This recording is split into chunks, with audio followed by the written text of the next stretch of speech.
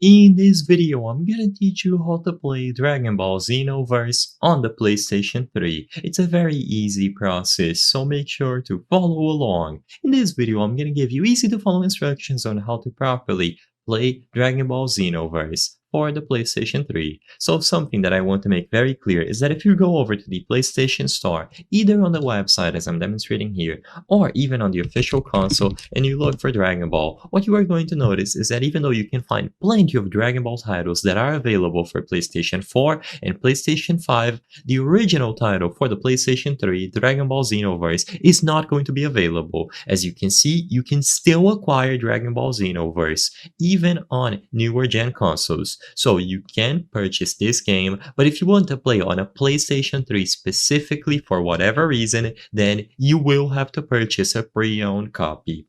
They only have the game republished here under PlayStation 4, as you can clearly notice, so I just wanted to make that distinction. You can purchase the game digitally on the PlayStation Store. Now, this is going to be sort of a republished version of the game, and if you truly want to experience the game on a PlayStation 3, the only method that you have is going to be through a pre-owned copy.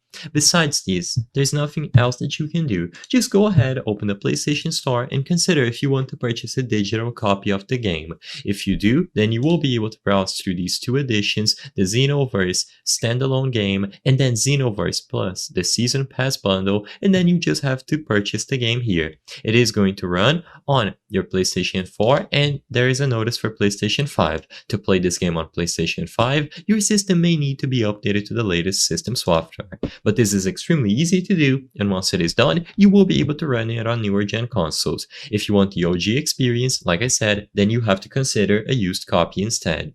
I hope I was able to help you on how to play Dragon Ball Xenoverse on the PlayStation 3. If this video helped you, please be sure to leave a like and subscribe for more very easy tips. Thank you for watching.